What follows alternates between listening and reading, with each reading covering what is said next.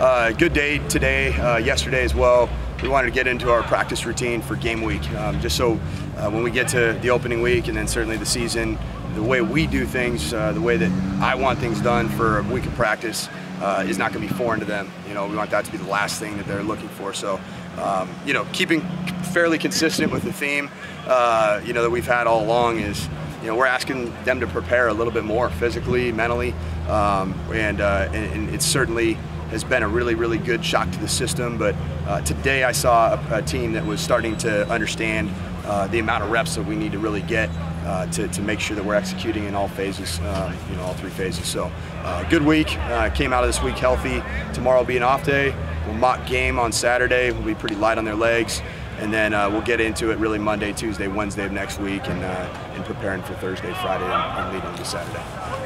When you're preparing for a first game of the season, how much of that is getting them ready to get to the mental part of that and be able to play 4 quarters, you know, avoid the penalties and stuff? Yeah, I think it's a big part of it, you know, and I think for us the thing that I've loved that we've done is all the scrimmage situations that we've had. We've moved the ball, we've had referees, we've had a chance to go through those, and you know, so far early returns are that we played, you know, fairly penalty-free with Conference USA crews here, and then, you know, had a kind of a mixture of CUSA officials in the scrimmage before and some OVC officials and Missouri Valley Conference guys. So we've had a chance to really get some work with officials, and, you know, got to stay penalty-free. It's a huge thing. And then, you know, it comes down to tackling. Who's going to tackle the best? Who's going to take care of the football best?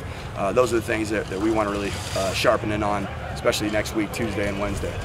Where's EKU give you problems? Do you know yet? Yeah, you know, they have a terrific pass rusher. Actually, they're 2 defensive ends. Just looking at them are dynamic at rush ends, particularly number 44. He's put on, I think, 11 pounds since last year, and he was giving people fits. His redshirt sophomore, I believe. Really good player. You know, I think that, you know, their Mike linebacker, Jeffrey Kennedy, is a guy that has a ton of experience, has a lot of leadership ability. He's getting guys lined up.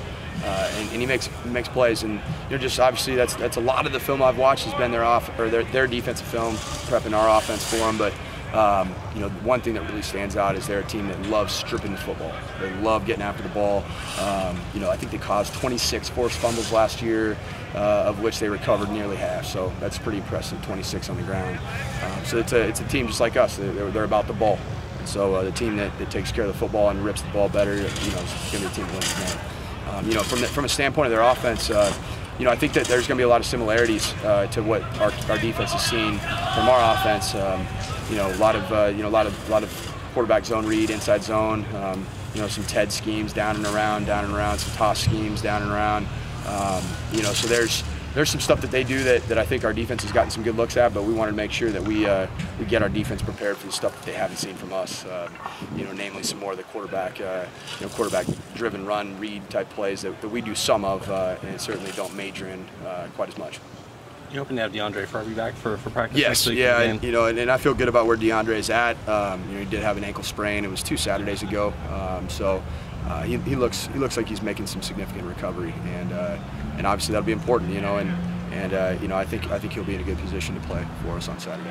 You all figure out how you honor Coach Gilbert and Mitchell Henry this season? Yeah, we you know, we do have you know, some of these things have to be ordered months out, and you know, we are making this first game, you know, it being an EKU game, huge rivalry game with a lot of significance. We're gonna make this the you know, the Butch Gilbert, Coach G memorial game for us. We're going to honor him before, you know, the coin toss before the anthem, and we'll have something pretty neat on our helmets. We're going to have, you know, you'll have a chance to see it, but, you know, we have the Coach G stickers on the back of the helmet, which are the butterscotch candies that he used to hand out to all of our players. And I was a recipient of a whole bunch of those butterscotch candies. I even actually got one at the wake, at the viewing for his funeral, and had a chance to grab one of those butterscotch that sits in my dashboard in my car. So I think about him a lot. You know, I know I spent a year with him, so I'm not going to pretend I was around him for 25, 30 years, but even 1 year with him and one great encounter with him before he passed away, you know, just here in 2017,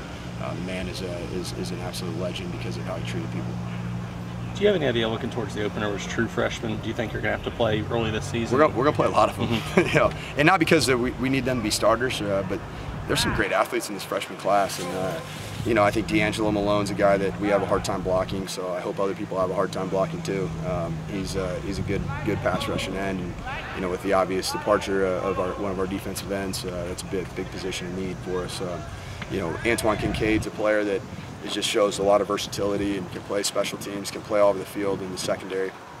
Really like where he's at, and then I feel really good about you know, just on the special teams, Kyle Bailey, L.A. Rogers-Anderson, offensively Jaquez Sloan.